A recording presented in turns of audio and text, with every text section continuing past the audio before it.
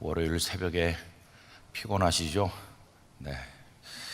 주님께서 우리를 위해 십자가 지신 걸 생각하면 좀 고단하시고 그래도 이 새벽에 나온 것이 우리의 마음에 큰 은혜가 되고 기쁨이 될 줄로 믿습니다.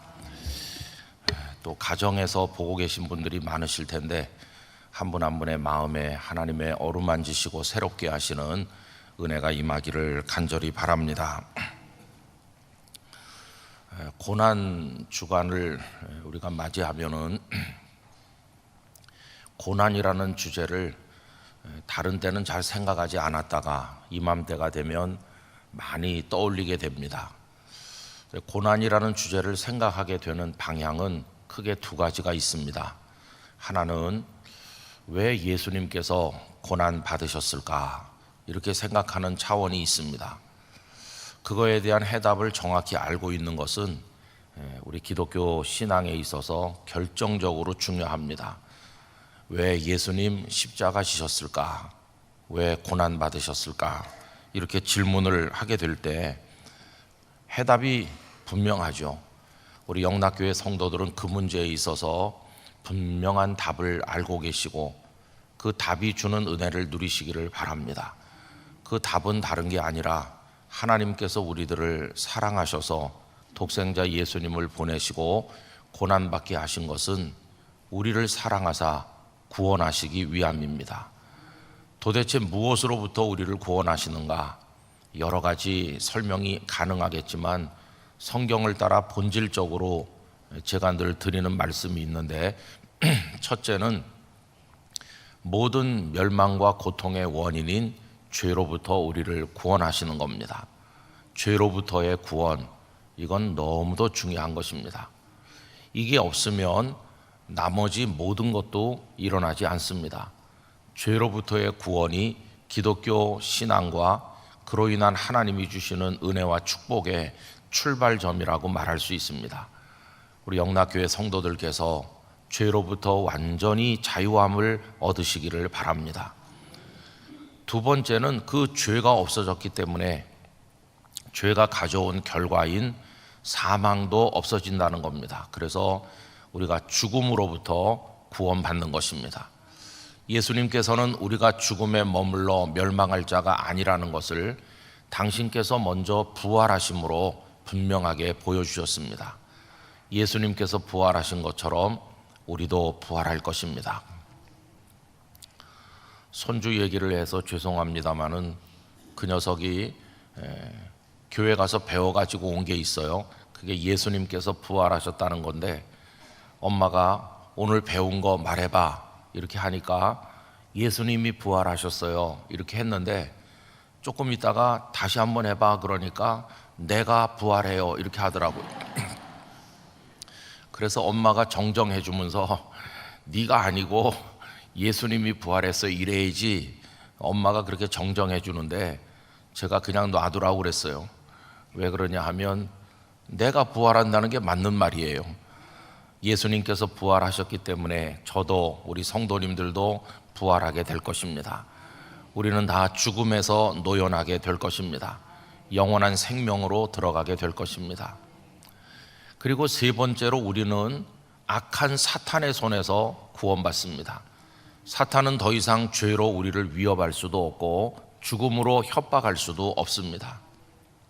이제는 우리는 하나님의 아들과 딸의 권세를 가지고 예수 그리스도의 이름으로 사탄을 향해서 명령할 수 있습니다.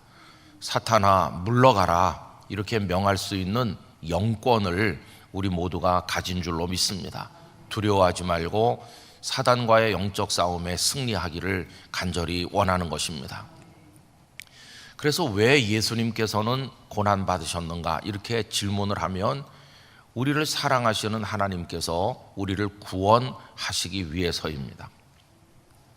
찬송가 가사도 보면 여러분 그런 게 다 똑같이 나와 있어요.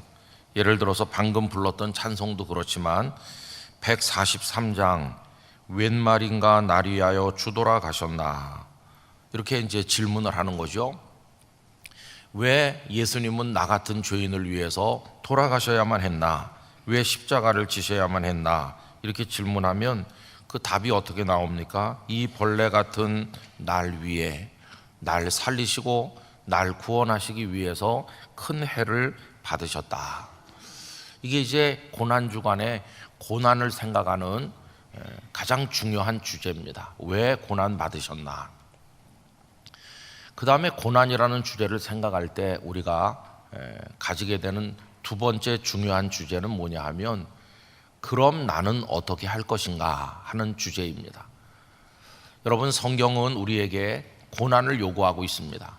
자주 드리는 말씀이지만 나를 따라오려거든 자기를 부인하고 자기 십자가를 지고 나를 따를 것이라고 말씀했으니까 우리 각자에게도 십자가가 있습니다. 그러니까 내가 십자가를 지고 예수님의 뒤를 따른다. 이거는 이제 내가 받는 고난이죠. 그래서 첫 번째와 두 번째가 연결됩니다. 왜 주님께서 고난 받으셨나? 날 위해서, 날 구원하시려고. 그럼 이제 나는 어떻게 해야 될까? 이렇게 물으면 나도 내 십자가를 지고 예수님의 뒤를 따라야 된다. 이게 이제 우리의 고난이죠. 우리의 고난. 여러분, 빌립보서에서도 그런 말씀을 하고 있고 디모데 전후서에서도 여러 군데서 주께서 우리에게 은혜를 주시는 이유는 우리로 하여금 고난도 받게 하려 하심이라, 이렇게 말씀하고 있습니다. 여러분, 예수님께서 왜 고난당하셨는가만 묻고 있으면 안 되고요, 이제 우리도 고난받아야 된다는 것을 생각하는 성도가 되기를 원합니다. 이 고난주간 특별 새벽 기도회에 예수님을 처음 믿는 사람들이 많이 오셨다면 첫 번째 주제로 말씀을 생각해야 되겠죠. 왜 예수님께서 고난받으셨을까? 우리를 구원하기 위함이다. 처음 믿으러 오신 분에게는 그 메시지가 굉장히 중요합니다. 그러나 고난주간 특별 새벽 기도에 참여하는 우리 영락교회 성도들은 이미 다 여러 해 동안 예수님 날 위해 십자가 지신 것도 알고 구원받은 기쁨 속에서 살고 계신 분들이기 때문에 이번 한 주간 동안에는 두 번째 주제에 초점을 맞춰서 이 고난을 생각하려고 합니다. 주께서 날 위해 그렇게 하셨다면 나는 어떻게 해야 될 것인가?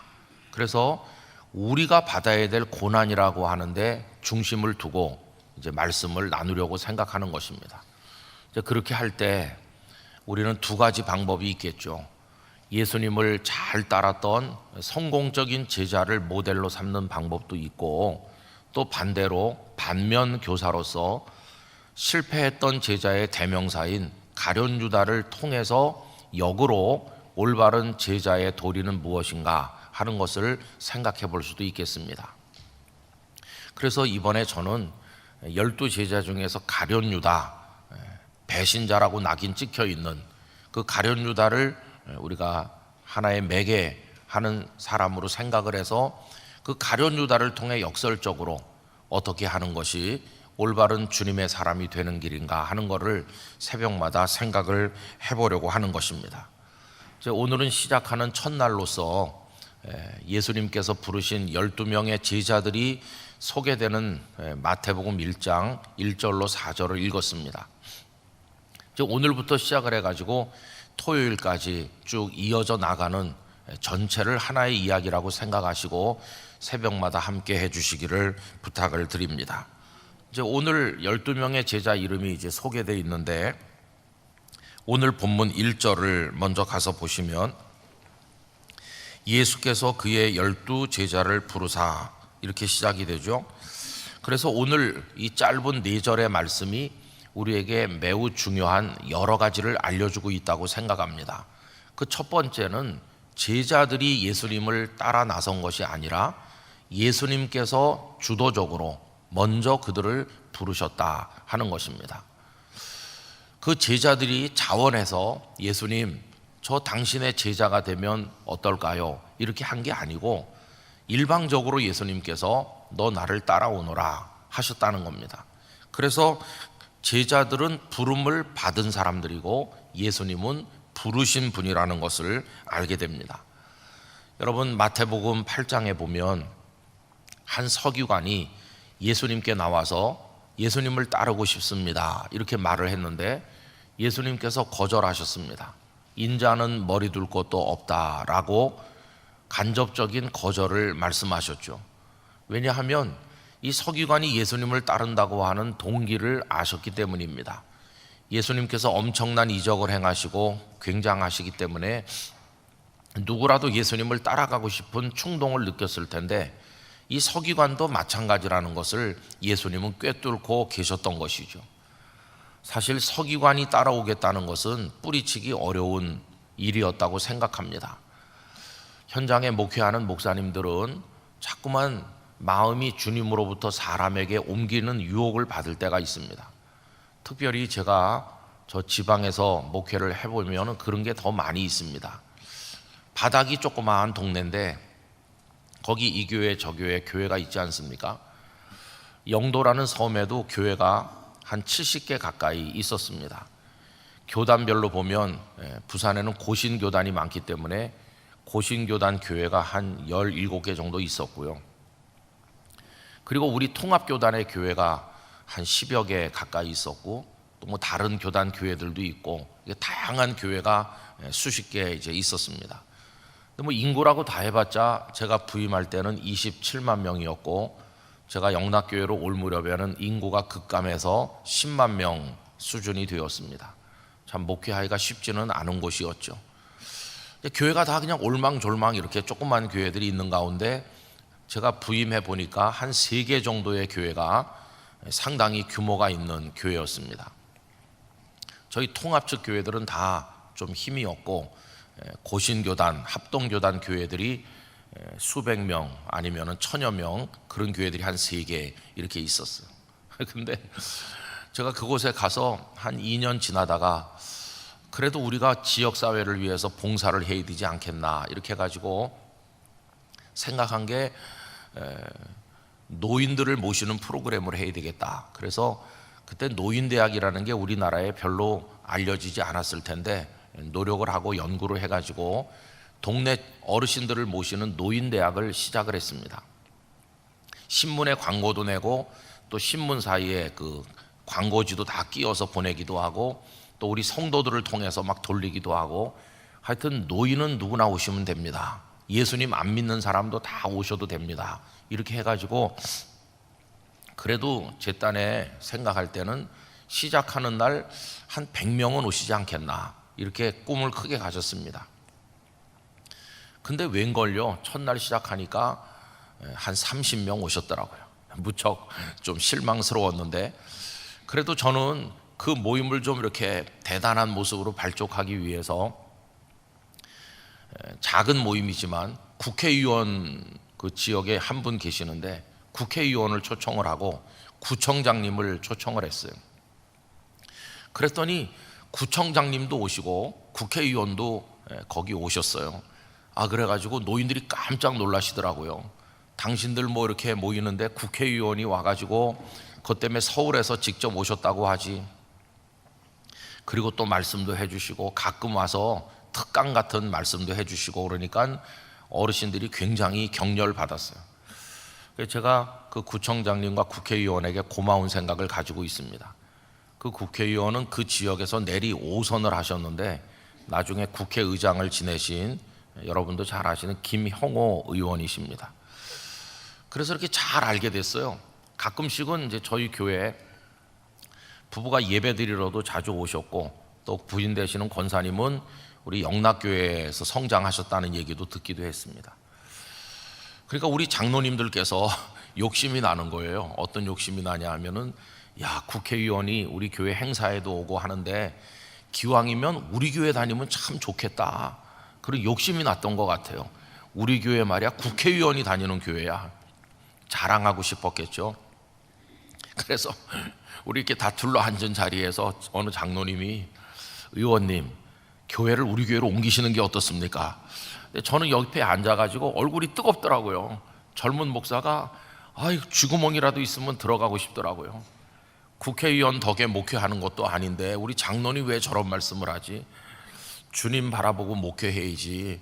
뭐 국회의원이 계시면 글쎄요, 뭐 나쁘진 않겠지만은 뭐 국회의원이 은혜를 주는 것도 아니잖아요. 참 부끄러운, 좀 당황스러운 일을 경험했는데, 그런 분들이 여러 분 계셨어요. 우리 교회에 나오면 좋을 텐데. 근데 이제 그분은 우리 같은 교단의 다른 교회에 소속이 돼가지고 부산에 오시면 이제 그 교회에 가시는 거죠. 나중에는 그 교회에서 장로도 되시고 서울로 옮겨가지고는 여기 우리 같은 서울로의 신일교회 장로가 되셨어요. 신일교회에서. 그 친근하게 알지만은 이제 우리 교회 교인은 아닌 거죠. 근데 나중에 이제 그분이 적을 두고 있었던 교회 목사님이 저보다 신대원 한기수 선배님이신데 그런 얘기를 어디서 들었는지 저보고 이러는 거예요. 우리 교인 빼가지 말라고, 국회의원 한 명 있는 거 우리 교회 다니신다고 얼마나 우리가 자부심이 대단한데, 니네 교회에서 빼가려고 한다며. 그래서 아니라고, 절대 아니라고 그랬어요. 근데 여러분, 그런 거 생각을 해보시면 그게 이해가 돼요. 예수님은 따라다니는 사람, 제자들 몇 명이고 그 모습이 초라하잖아요. 그런데 서기관이 따라가겠다는 거예요. 서기관이. 여러분, 서기관은 유대 사회에서 아주 존경받는 사람이에요. 그런 유력한 인사가 예수님을 따라다니면 예수님이 확 이렇게 빛이 날 텐데 예수님은 우리와 다르셔요. 딱 잘라 거절하시는 거예요. 인자는 머리 둘 곳도 없다고. 나 따라오면 덕 보고 출세하는 게 아니라 노숙도 해야 되고 고생해야 되고 생각이 다르다는 거예요. 그래서 그건 거절하셨어요. 그리고는 별 생각도 없는 사람들을 부르시는 거예요. 날 따라오너라 이렇게. 여러분, 부름 받았다고 하는 거는 굉장한 겁니다. 오늘 우리가 이 새벽에 이 자리에 있는 것은 주님께서 우리를 불러내셨기 때문이에요. 우리를 부르신 거예요. 내가 선택하고 막 쫓아다니면서 날 좀 어떻게 해주세요 이런 게 아니고 주님이 오셔서 우리같이 어리석고 생각도 없고 욕심에 빠져 살던 우리를 손을 탁 잡아서 끌어내신 거예요. 우리에게 은혜를 주신 것입니다. 부름 받았다. 여러분, 이게 얼마나 놀라운 은혜인지 알 수 없어요. 그 다음에 오늘 본문이 보여주는 또 한 가지는 그 12명이 다양하다는 겁니다. 여러분, 뭐 어부 출신도 있고 뭐 세리하던 사람도 있고 뭐 다양하잖아요. 근데 특별히 4절 말씀이 굉장히 충격적이기도 해요. 여러분, 4절에 뭐라고 했나요? 가나안인 시몬 및 가룟 유다 곧 예수를 판 자라 이렇게 나오죠. 다른 사람들이 이걸 보면 깜짝 놀랄 거예요. 왜냐하면 가나안인 시몬은, 이 가나안인이라는 말은 그 어떤 뜻이냐면 열심당원이라는 말이에요. 열심당원. 마치 일제시대 때 총을 품고 다니고 칼을 품고 다니면서 일본 사람을 저격하고 하던 그런 어떤 독립군, 그 당시 로마에 대해서, 헤롯의 세력에 대해서 투쟁하던, 유대의 독립을 꿈꾸던 그런 사람들을 말하는 거예요. 그런데 반대로 그 옆에 있는 가룟 유다 곧 예수를 판 자라 이렇게 나오는데, 이 유다 같은 사람은 민족의식 이런 게 있었을까? 잘 알 수 없어요. 더군다나 그 위에 나오는 세리, 이 세리는 정말 충격적이죠. 왜냐하면 인간 취급을 하지 않았잖아요. 이 가나안인 시몬과 세리는 같은 자리에 있을 수 없는 사람입니다. 가나안인은 독립투쟁하는 사람이고 반대로 세리는 세금을 걷어다가 이 사람들이 투쟁하는 그 원수들에게 갖다 바치는 사람들이니까 이 두 사람이 같이 있다면 가나안인 시몬이 세리 마태를 죽이는 게 맞을 거예요. 서로 가는 길이 극과 극으로 다르잖아요. 근데 예수님은 12명 안에 그들을 다 품으셨어요. 이게 뭘 말해주느냐 하면 예수님께서는 현실 정치에 대해서 무슨 독립을 해야 된다든가 계속 로마의 속국으로 살아야 된다든가 이런 생각을 말씀하시지 않았다는 걸 알 수 있어요. 하나님의 나라라고 하는 거, 그게 예수님의 목적이었어요. 로마 제국이 아니라 하나님의 나라, 그게 주님의 목적이었다는 사실을 오늘 본문이 우리에게 알려주고 있습니다. 그래서 저는 가끔 현실 정치에 좀 실망할 때 그런 생각을 많이 해요. 오늘 새벽에 말씀 산책에서도 그런 얘기를 했지만 다가오는 총선을 보는 제 마음이 다 비슷하실 텐데 막 불편해요. 그리고 화도 많이 나요. 왜 그러냐 하면 좀 청렴결백하고 백성들의 사표가 될 만한 이들이 후보가 돼야 되는데 막 전과자도 수백 명 된다고 그러지. 거기다가 뭐 파렴치범도 있고 무슨 뭐 사기를 친 사람도 있고 없는 말 지어낸 사람도 많고 막말한 사람도 많고 뭐 보통 사람도 안 하는 짓을 저지른 사람들이 버젓이 이렇게 해가지고 뭐 기호 몇 번 해가지고 이제 나올 거 아니에요.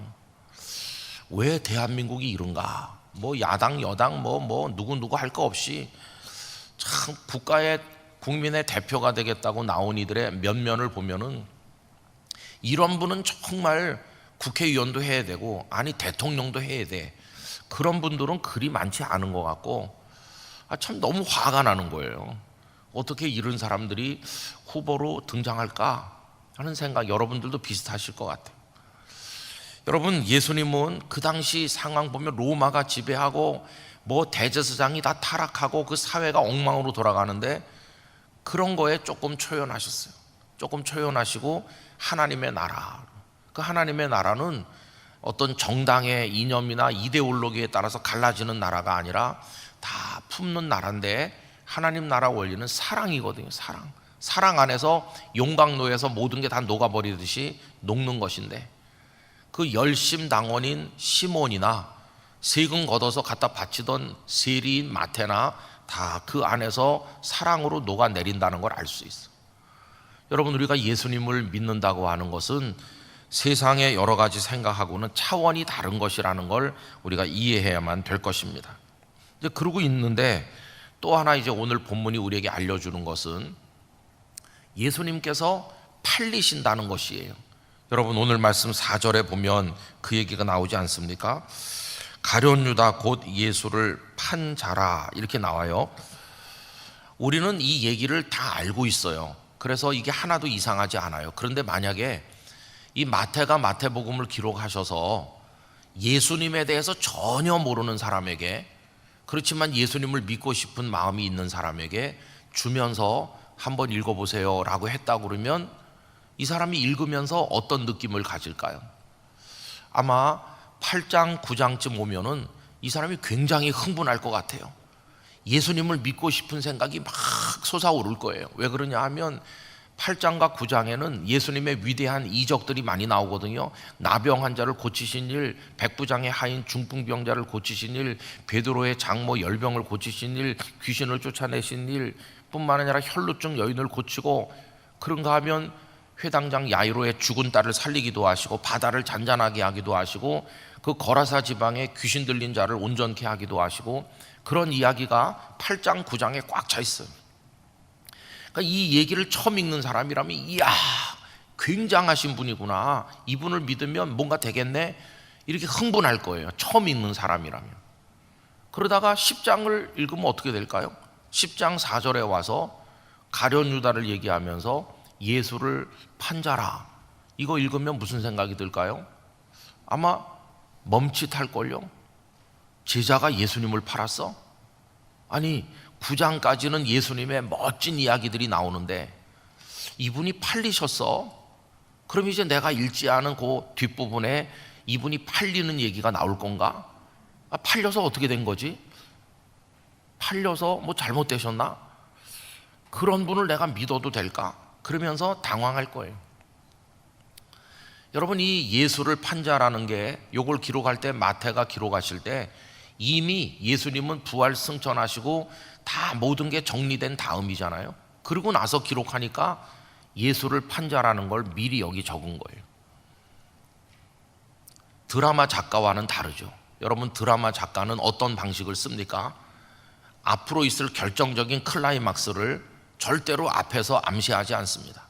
그건 꼭꼭 숨겨가지고 방송을 보는 사람들로 하여금 계속 보게 만들어 약간씩 보여주면서 그 드라마 전체를 귀결짓는 결론은 맨 끝에까지 숨겨놓잖아요. 드라마 작가는 절대로 결론을 미리 암시하지 않아요. 그럼 사람들이 안 보니까.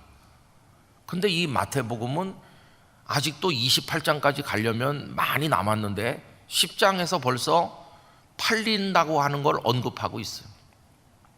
이건 뭘 말해주느냐 하면은 8장과 9장에 병든 사람이 고침받고 귀신 들린 사람이 나음을 받고 바다를 잔잔케 하고 이런 일도 굉장하고 그것이 당신들의 마음을 사로잡겠지만 정신 차리시오. 예수님께서 우리에게 해주시는 일은 그게 절정이 아니라 예수님이 우리를 위해 하시는 일에 결정적인 건 따로 있습니다. 그게 뭐냐 하면 그분이 팔려가시는 겁니다. 고난 받으시는 겁니다. 그분이 우리를 위해 받으신 고난이야말로 병든 자를 1000명 만명 고친 것보다 훨씬 위대한 우리를 향한 사랑의 선물입니다.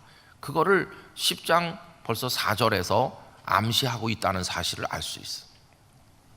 그래서 여러분, 우리가 예수님을 믿는다고 하는 것의 핵심은 예수님을 통해서 병도 낫기도 하고 뭐 여러 가지 일을 경험하기도 하지만 가장 중요한 것은 아까 서두에 말씀드린 예수님께서 우리를 구원하시는 데 있다는 것을 기억하시기를 바라는 것입니다. 그게 결정적으로 중요한 것이에요.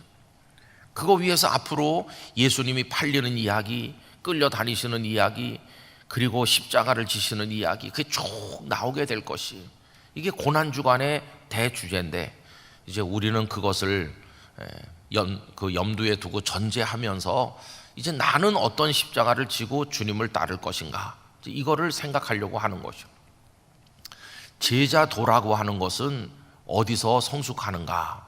여러분, 제자도는 우선 제자가 시작되는 데서부터, 제자가 되는 데서부터 이제 출발하는 거 아니겠어요? 너 제자 되라. 알겠습니다. 이제 드디어 입문하는 거예요. 그러면 제자로 입문할 때 가지는 마음의 기대는 뭘까요? 굉장하신 분이시다. 이분의 제자가 되면 후회가 없을 거야. 이렇게 위대하신 분을 따라다니면 사람들이 날 부러워할 거야. 오, 성공했네, 그럴 거야. 제자가 돼야지. 나 같은 사람을 불러주시니 고맙기도 하고 내가 그렇게 훌륭한가? 또 생각해 보기도 하고 그러면서 이제 설익은 마음으로 제자도에 입문하는 거예요. 그럼 제자도는 어디서 성숙할까요? 이 설익은 사람이 예수님을 따라다니기 이제 막 시작했는데 그가 예수님의 제자다운 제자로 성숙하는 대목은 어딜까요? 그 대목은 다른 게 아니라 예수님의 제자가 된다는 것은 고난받는 사람이 된다는 뜻이로구나. 이거를 깨닫고 기꺼이 받아야 될 고난이 있다면 제가 받겠습니다라고 그것에 아멘 하는 순간 그는 제자로 성숙하는 거예요. 여러분, 주일날 교회 와서 예배 드리는 사람들이 많은 가운데 다 그 어딘가에 있다고 생각합니다. 교회 처음 오신 분은 이제 막 입문하는 거예요. 교회 처음 오시는 분들의 많은 동기가 예수님 믿으면 좋은 일이 있다면서 이래서 오시는 분들이 많아요. 이제 처음 입문하는 거죠. 그러나 믿음의 연조가 쌓이고 주님의 사랑을 알게 되고 주님이 왜 고난받으셨는지를 깊이 깨닫고 영원한 천국의 소망을 확실하게 가지게 되면 조금씩 성숙해 가면서 주님을 믿는 궁극적인 목적이 뭔가를 깨닫게 되면 그때는 나도 주님을 위해서 기꺼이 고난받는 사람이 되겠습니다. 여기에까지 이르게 되는 것이, 우리 영락교회 많은 재직들이 바쁘고 피곤하고 힘든데도 새벽부터 나오셔서 하루 종일 여기저기서 섬기시는 그 이유, 다른 게 아니라 이것이 주님을 사랑하는 방법이라고 믿기 때문 아니겠습니까? 많은 분들이 얼마든지 성공해서 살 수 있는 삶을 다 내려놓고 저 오지로 선교사가 돼서 떠나시는 이유, 그게 바로 그런 게 아니겠습니까? 얼마든지 큰 병원에서 많은 수익을 올릴 유명한 의사임에도 저 나환자촌에 들어가서 평생을 바치시는 그런 의사 선생님들도 계시잖아요. 그게 다 주님의 고난을 마음에 받으면서 자신도 고난에 참여하려고 하는 그런 헌신 때문이 아니겠습니까? 그 이제 성숙해 가기 시작하는 거죠. 그 나중에는 세상도 없고 나도 없고 구속한 주만 보이시는 거예요. 그 주님이 다른 주님이 아니고 구속하신 주님이, 날 위해서 십자가 달리신 주님, 이제 나의 모든 걸 다 주님께 올려드립니다. 그럼 제자도가 성숙하는데, 제자도 성숙의 마지막 클라이막스는 순교하는 것입니다. 순교보다도 더 위대한 면류관은 없을 거예요. 여러분, 우리가 평안한 나라에서 살고 있지만 여기 입문해가지고 순교하신 믿음의 선배들까지 이게 넓게 펼쳐져 있는데 내 믿음이 그 중에 어디쯤 가고 있는지를 생각해 볼 수 있기를 원하는 것입니다. 그래서 이번 한 주간을 통해서 우리가 성숙한 그리스도의 제자로, 고난도 기꺼이 받을 수 있는 제자로 우리들이 하나님 앞에서 무르익게 되기를 바라는 마음으로 이런 주제를 나누게 된 것입니다. 자, 그럼 이제 가룟 유다 얘기를 조금만 해보고 내일로 넘어가려고 하는데요.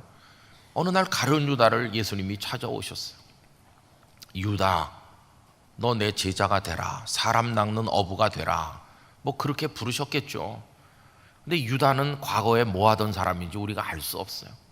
그 사람의 직업이 뭔지, 그때 나이가 얼마나 됐는지, 평상시 성정이 어떤 사람인지 뭐 아무것도 아는 정보가 없어요. 근데 어쨌든 그가 12번째 맨 꼴찌로 언제나 그 이름이 등장하고 있다는 겁니다. 근데 약간 짐작하는 건 있죠. 그건 뭐냐면 굉장히 똑똑한 사람이었을 거다. 그리고 계산에 밝은 사람이었겠다. 왜냐하면 그 예수님 공동체 돈주머니를 그가 맡았으니까, 재정관리 책임자였으니까 아마 그런 계산도 잘하고 그런 수완이 있는 사람이 아니었겠나. 상당히 지식도 좀 있었겠다. 그런 짐작은 할 수 있어요. 근데 어쨌든 그가 예수님을 따라 다녔는데 그는 순교의 면류관을 쓰는데 성숙한 것이 아니라 예수님을 팔아먹는 사람으로 완전히 낭떠러지로 추락한 것이죠. 부름받았던 그가 어떻게 배신자로 영원히 낙인 찍히게 됐나, 이 과정을 우리가 보면서 이제 반면 교사로 삼고 어떻게 하면 그리스도의 성숙한 제자로 우리가 살아갈 수 있을 것인가 하는 것을 한 주일, 2주간에 우리가 생각을 하려고 하는 것입니다.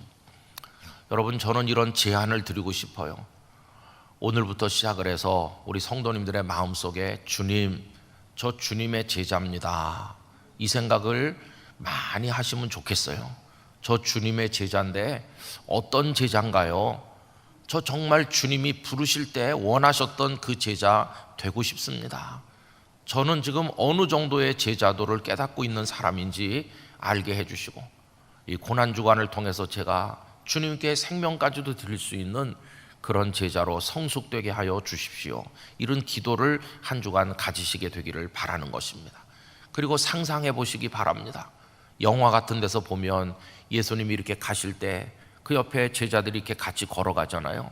그런 상상을 해보시면 나도 지금 그 속에서 걷고 있어, 이렇게 생각해 보시면 내가 어떻게 살아야 될지를 많이 떠올리게 될 것입니다. 저는 종종 그런 상상을 많이 해요. 예수님이 저기 가시면 나는 어디쯤 걸어가고 있을까, 그런 생각을 많이 해요.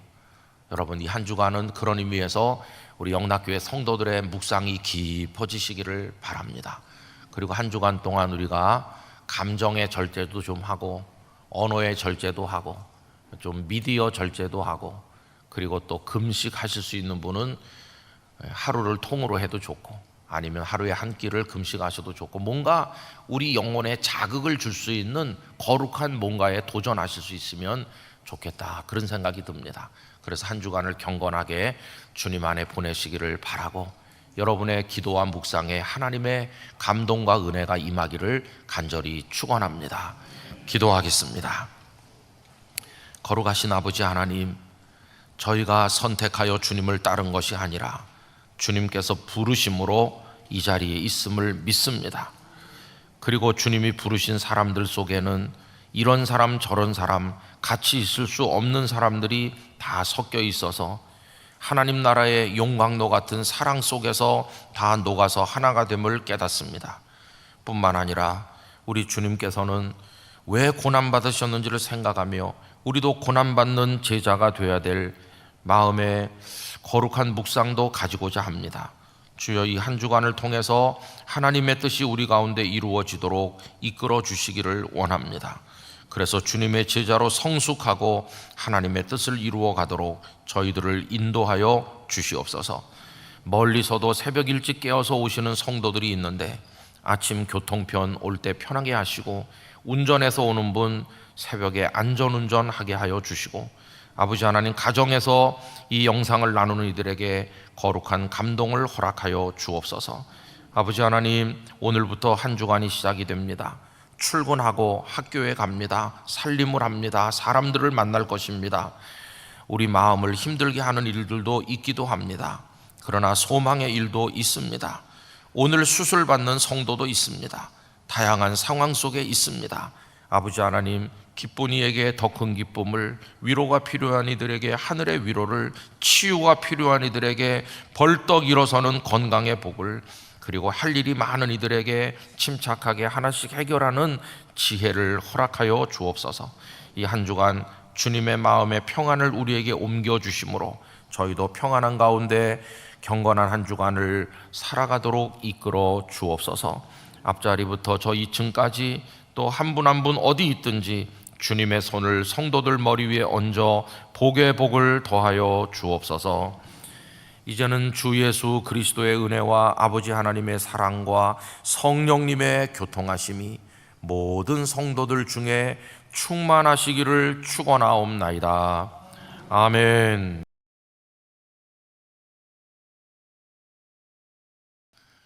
오늘 새벽에 함께 하시는 모든 성도님들 한 분 한 분에게 하나님의 큰 은혜가 있으시기를 간절히 기원합니다.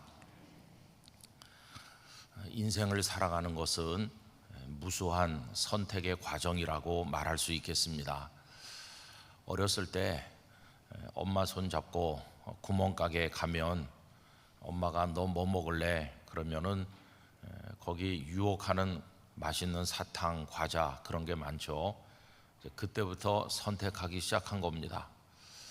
또 나이가 드신 분들도 어쩌다 마트 같은 데 가서 오늘 아이스 크림이나 하나 먹을까? 이렇게 하면은 거기도 또 뭘 먹을까를 이렇게 두리번거리면서 선택을 하는 거죠.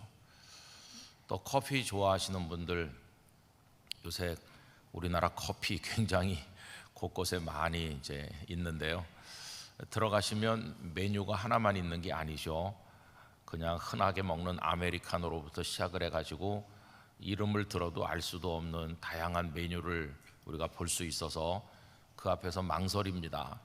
사실 뭐 아메리카노를 마시든 어르신들 좋아하는 라떼를 마시든 안 마시든 인생에 뭐 그렇게 큰 결정적 영향을 받는 것도 아닌데도 그 앞에 서서 한참을 망설이시는 분들이 많이 있어요. 누가 또 옆구리를 찔러요. 너 커피 너무 마시는데 딴 걸로 마셔. 그러면 또 거기 자극을 받아가지고 허브티를 마실까? 또 그러는 분도 있고요.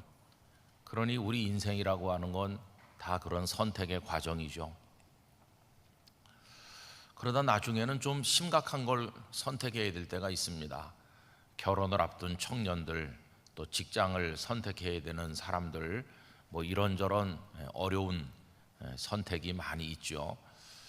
여러분, 여기 이 선택은 그 배후에 본능도 있지만 어떤 가치관이라는 것도 작용합니다. 어렸을 때 꼬마들이 엄마 나 이거 먹을래 하고 손을 내미는 거는 무슨 심각하게 이것저것을 따져서 한다기보다는 그냥 거의 본능적으로 입에서 땡기는 거니까, 맛있다고 느껴지는 거니까 손이 쑥 가는 거죠. 근데 조금 나이가 든 성숙한 그런 때가 되면은 본능을 억제하고 내 본능으로는 이쪽으로 가고 싶지만 마음속에 또 다른 소리가 그것은 양심에 어긋나는 것이다, 그렇게 하면 안 된다 하면서 좀 더 높은 가치의 기준을 우리 마음속에 발견하게 됩니다. 사람들은 다 생각도 다르고 가치관도 다르기 때문에 그 다르다고 생각합니다. 2013년에 세상을 떠난 구본영 선생님이라는 분이 계시는데요. 이분은 그 변화경영연구소를 운영하기도 했고 또 수십 권의 저서를 남겨서 그중 여러 권이 베스트셀러가 되기도 했습니다. 그분이 남긴 책 중에서 가장 유명한 것은 익숙한 것들과의 결별이라고 하는 책인데 부산에 있을 때도 여러 차례 읽었던 것 같습니다. 우리 인생에 들어와서 우리 삶을 장악하고 있는 당연한 듯이 여겨지는 것들이 참 많이 있는데 그것들에 잠식당해 가는 우리 인생이 너무도 아깝고, 그래서 앞으로 뛰어나가려면 익숙한 것들을 끊어낼 수 있는 결단력이 필요하다, 그런 전제를 가지고 아주 유익하고 재밌게 쉽게 풀어 쓴 책이라고 생각합니다. 근데 그분이 여기저기 글을 많이 기고했어요. 수필도 쓰고 뭐 많이 쓰셨는데 이런 이야기를 읽어봤습니다. 이분이 산속의 높은 곳에 이렇게 삼방같이 혼자 들어 앉아서 책을 읽고 책을 쓰고 그렇게 했었는데, 사람들이 찾아오기를 원할 때 이걸 알려주기가 참 어려웠다고 합니다. 왜냐하면 깊숙한 산속 맨 마지막 지점에 있어가지고 내비게이션에 나오는 것도 아니고 하다 보니까 이제 말로 복잡하게 설명을 하는데, 이제 끄트머리에는 뭐라고 설명하냐 하면은 이렇게 오면은 경로당이 있어요. 경로당 그 사람들이 웬만하면 찾겠죠. 그 경로당에서 회전해 가지고 한참 올라오면 큰 느티나무가 있습니다. 느티나무를 보고 오세요. 이렇게 하는 거죠.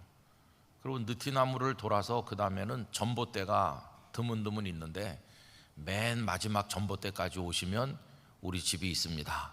이렇게 소개를 했다는 거예요. 그래서 경로당에 갔다가 느티나무에 갔다가 그 다음에 전봇대를 따라서 이제 올라오면 된다. 그런데 어느 날 그 느티나무가 사라진 겁니다.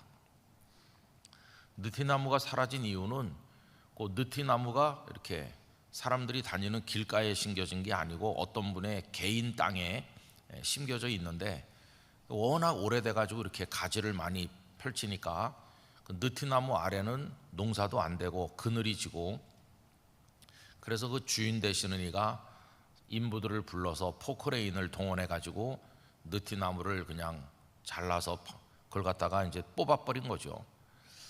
그래서 이제 어디론가는 그게 이제 팔려간 겁니다. 그분의 말씀으로는 그냥 목재로 팔려간 것 같진 않고 그거를 아주 힘들게 파내서 조경 목적으로 가져갔나 이런 생각도 하는 것 같은데, 어쨌든 어느 날 보니까 느티나무가 없어졌어요. 근데 거기서 사람들의 생각이 많이 갈리더라는 겁니다. 그 느티나무 주인은 자기 땅에 있으니까 주인이라고 하겠죠. 이거는 굉장히 불편을 준다.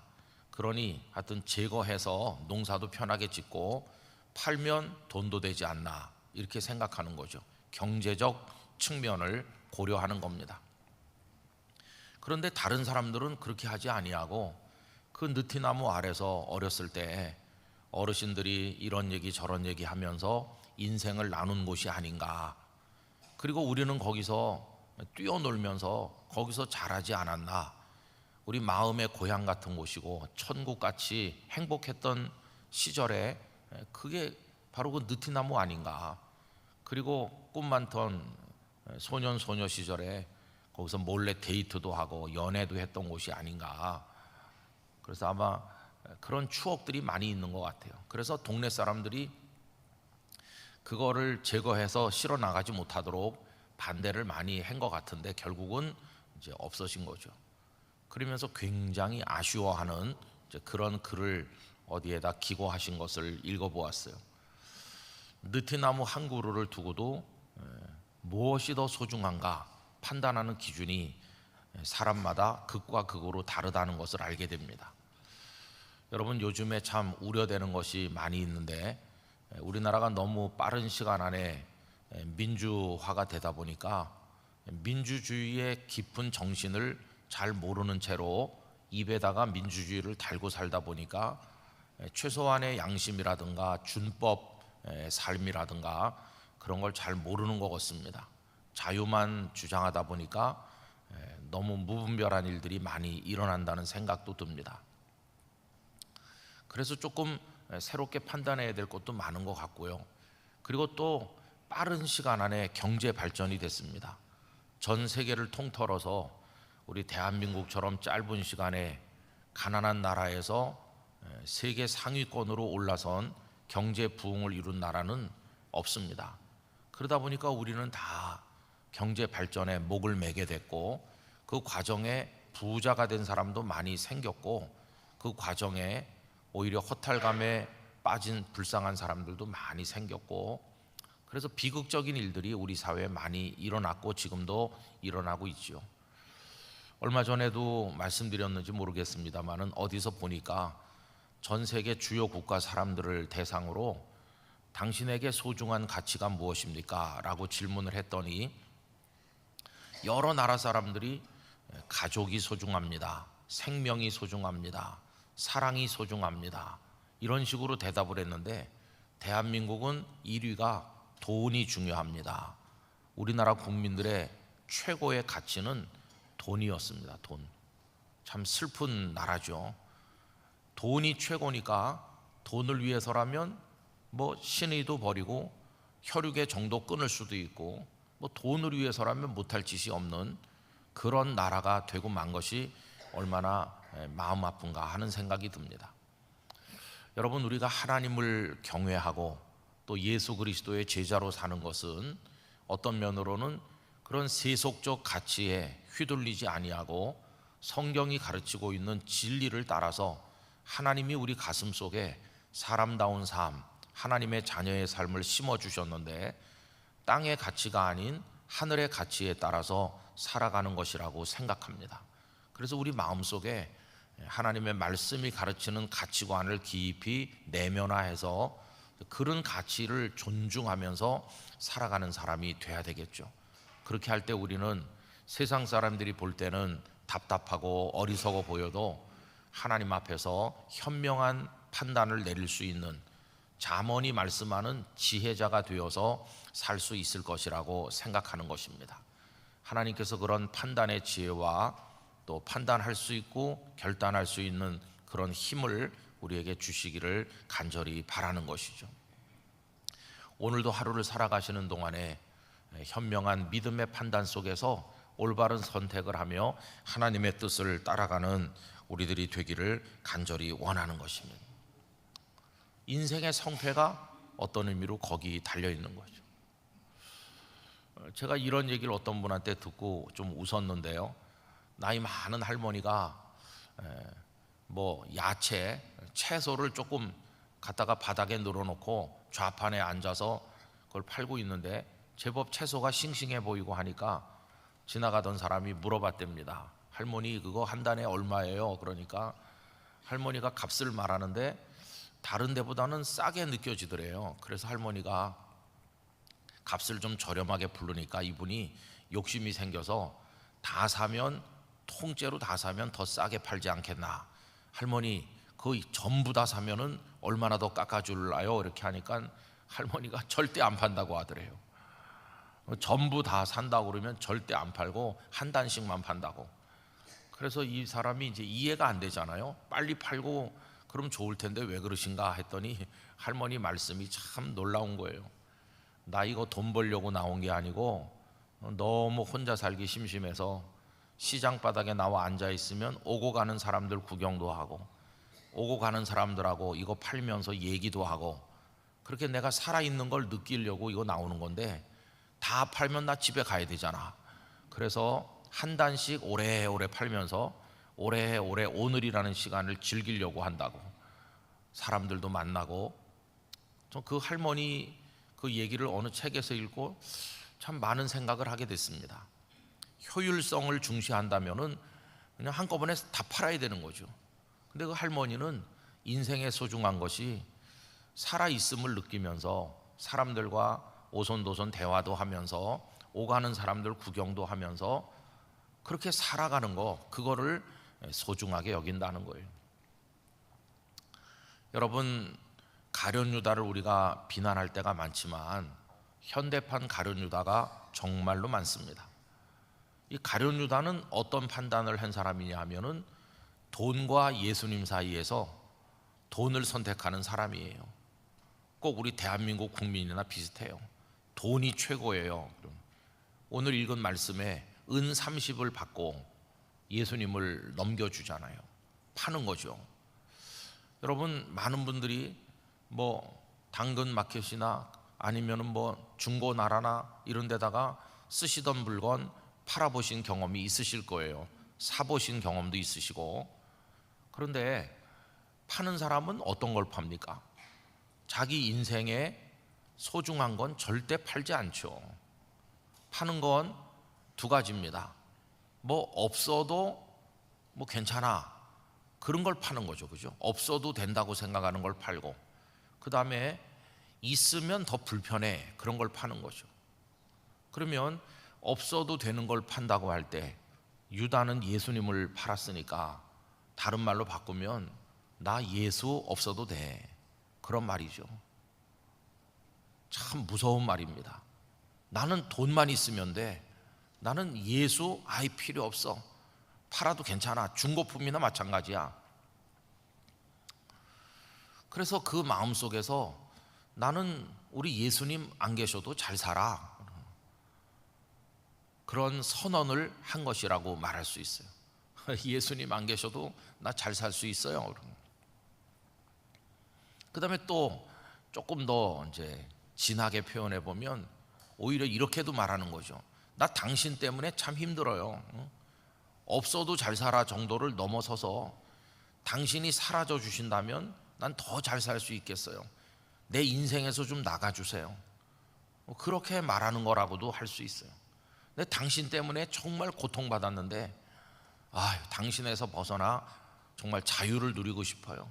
거기다 돈까지 생기고 이런 식이죠. 그래서 예수님을 팔아버리는 그 마음은 그런 겁니다. 예수님으로부터의 독립, 아니면 예수님을 귀찮게 생각하는 마음, 아니면 예수님 없어도 잘 살 수 있다는 교만한 자신감, 그런 것이 예수님을 넘겨주는 거죠. 마치 예수님을 중고나라에 올려놓는 거 비슷해요. 얼마 줄라우? 그래가지고 은 30을 받는 거죠. 여러분, 오늘날도 많은 사람들이 예수님을 팝니다. 뭐 예수 믿어봤자 뭐 하겠어. 예수 없어도 난 잘 살아. 사람들은 그렇게 말하고, 오히려 그 예수쟁이들 보니까 참 힘들게 살더라고. 주일날 꼬박꼬박 가지, 뭐 어려운 형편에 헌금도 바치지, 그거 다 제정신 아닌 사람들이야. 그러면서 오히려 예수님이 없으면 더 잘 산다고 생각해. 근데 여러분, 그래서 예수님을 자기 인생 바깥으로 이렇게 팔아버리고 몰아낸 결과가 무엇입니까? 가룟 유다가 예수님 없어도 잘 살았나요? 은 30이 그의 인생에 어떤 힘이 되어 주었나요? 그 은 30개가 그에게 영원한 생명을 가져다 주었나요? 우리 흔히 이가 없으면 잇몸으로 대신한다고 그러는데, 그 예수님 몰아내고 그 대신 뭘로 채운 겁니까? 뭐 예수님 없어도 뭐 다른 걸로 대신하지. 이럴 수 있을까요? 여러분, 예수님을 판 결과는 목매서 죽는 것이었습니다.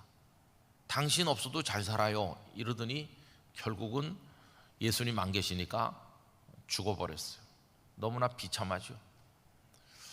여러분, 이건 가룟 유다라고 하는 한 사람의 인생 이야기에서 끝나는 게 아니고 인류 전체 이야기이기도 합니다. 어제 저녁에도 제가 유럽의 이야기를 좀, 어제 새벽에도 말씀을 드렸지만은, 지나간 수백 년 역사를 사람들은 세속화의 역사라고 얘기하죠.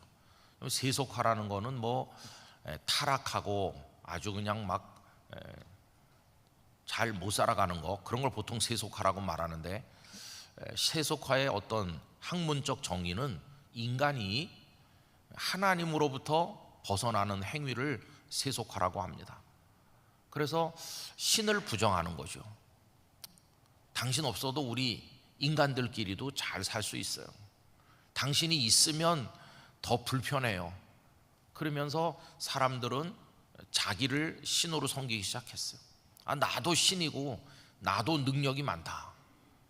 어제도 말씀드린 것처럼 이성의 능력을 가지고 과학을 발전시키고 철학을 탐구하면서 철학을 통해 인생의 의미를 추구하고 과학을 통해서 인생의 편리와 풍성함을 추구하면 우리 힘으로도 얼마든지 유토피아를 건설할 수 있어. 그러니 하나님 당신은 이제 나가시오, 이렇게 하는 거죠. 하나님의 나라를 그리워하는 게 아니라 인간의 힘으로 세우는 인간의 유토피아를 건설하려고 시도했어요. 그래서 하나님을 몰아낸 결과가 뭡니까? 과학을 신봉한 결과가 무엇일까요? 그건 우리 노벨이라는 사람의 이야기로 잘 대표된다고 생각합니다. 그가 폭발물 화약을 만들어서 돈을 많이 벌었는데, 그걸로 무수한 사람이 죽는 걸 보고 자기 재산을 기증해서 노벨상이 제정됐다. 뭐 그런 얘기를 우리가 알고 있지 않습니까? 그 결과 제1차 세계대전, 제2차 세계대전, 옛날에는 그냥 딱총 같은 총 쏴가지고 한 번에 한 명 죽었는데 이제는 대량 살상 무기가 과학의 힘으로 만들어져 가지고 한 번에 수십 수백 명, 뭐 수십 수백 명이 뭡니까? 원자폭탄은 뭐 수십만을 한꺼번에 사라지게 만들고, 나가사키와 히로시마에 투여된 원자폭탄은 아주 조그만 거고 지금은 그거의 1000배, 10,000배 위력을 가진 핵탄두들이 막 수천 개씩 한 나라에 있기도 하고, 그거 다 터뜨리면 하나님이 손대지 않아도 이 지구는 그냥 없어질 겁니다. 그런 상황 속에서 계속 전쟁의 위기가 높아지고, 하나님이 안 계신, 하나님을 팔아버린 인생들은 유토피아를 건설하기는커녕 짐승만도 못한 그런 비극적 삶으로 전락한 것을 알 수 있는 거죠. 그래서 유다가 예수님과 돈 사이에서 예수님을 팔고 돈을 움켜쥐는 그 어리석은 판단을 보면서 예수님의 제자는 어떤 사람일까? 여러분, 예수님의 제자는요, 한마디로 말하면 모든 상황 속에서 예수님밖에 없습니다 라고 말하는 사람이 예수님의 제자인 것이, 내게는 예수님밖에 없습니다. 그 극한의 상황에 서곤하셨던 분들이 순교자들이시죠.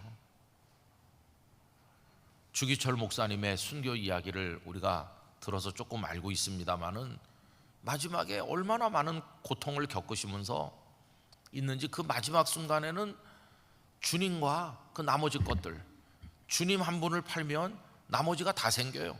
감옥에서 나갈 수도 있고, 맛있는 걸 먹을 수도 있고, 아내와 아이들과 살 수도 있고, 모든 게 다 생겨요. 모든 게 다, 모든 것과 예수님, 은 30개와 예수님 정도가 아니고 모든 것과 예수님, 그 기로에 주 목사님은 서 계셨던 것이죠. 그 사람들은 어떤 때는 견딜 수 없도록 고문을 가하면서 둘 중 뭘 선택하겠냐, 어떤 때는 살살 달래면서 유혹하면서 어떤 걸 선택하겠느냐. 목사님도 흔들릴 때가 있으셨다고 합니다. 사람이니까, 너무나 힘이 드시니까 그랬다고 합니다.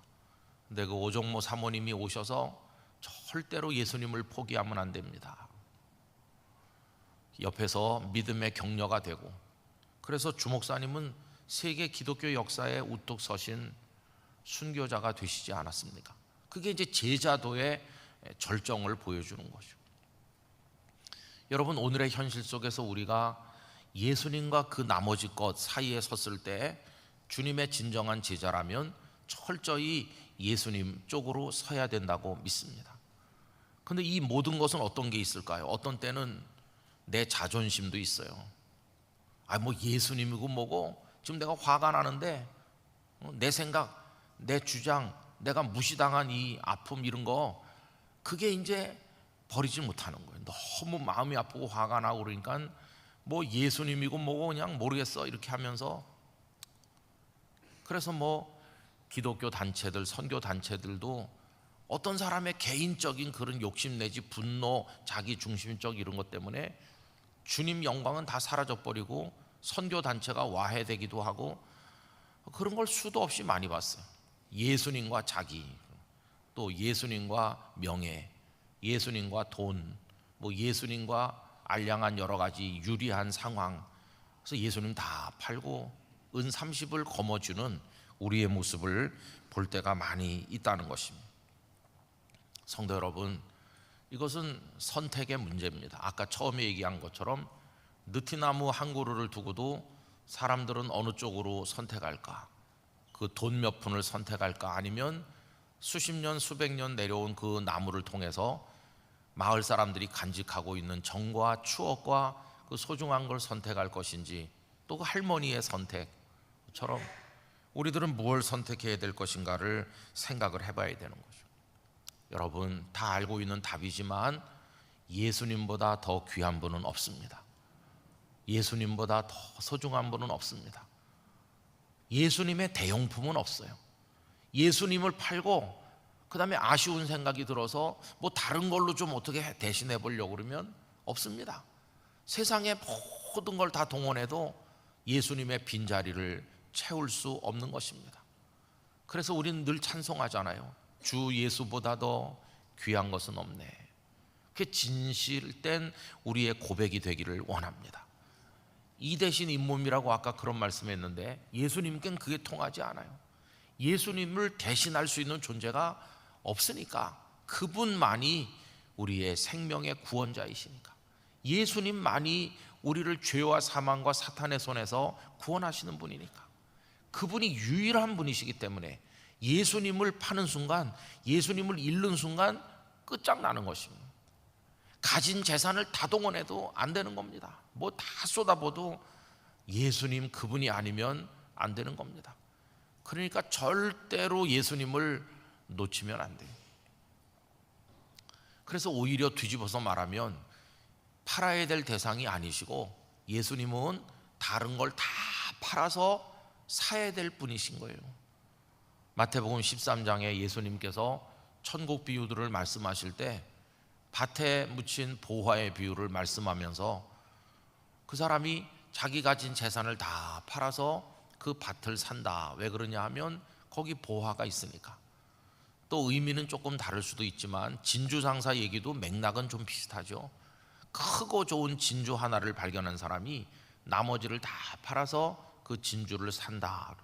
예수님 한 분을 사기 위해서 나머지를 다 파는 거 아니겠어요? 제자 도는 결국 예수님 편에 서는 것으로 드러나는 것입니다. 모든 순간에, 모든 상황에 유분리를 떠나서 내 명예, 내 자존심, 내 이익, 나의 어떤 거, 그런 거 다 초월해서 오직 예수님 곁에 서는 게 제자도입니다.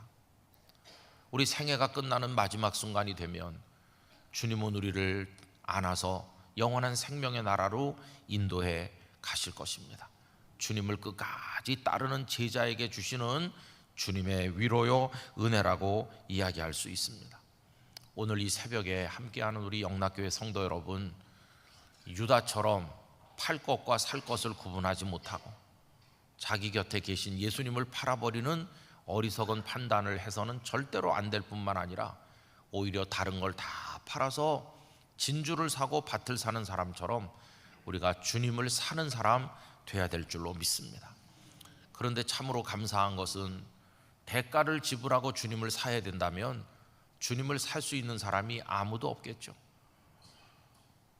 머스크 같은 세계적 재벌도 그 재산을 다 동원해도 예수님을 살 수는 없겠죠. 그런데 예수님께서는 아무 조건 없이, 아무 대가 없이 우리 곁에 먼저 찾아와 주셔서 너 내 사람이야, 나 너의 주님이다, 이렇게 당신을 우리에게 주셨는데, 거저 주셨는데, 그걸 은혜라고 하죠.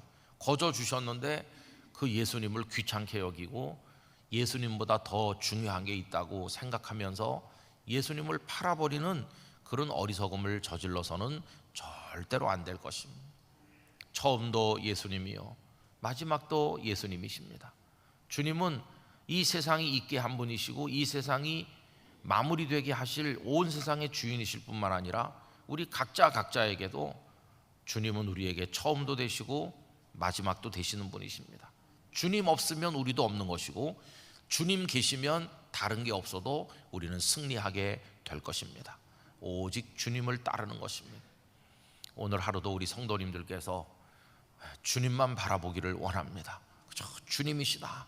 내 체면 따위는 망가져도 괜찮다, 손해봐도 괜찮다, 그냥 주님이시다, 나는 주님만 따라가겠다, 이런 마음으로 살아가실 수 있기를 간절히 기원하는 것입니다.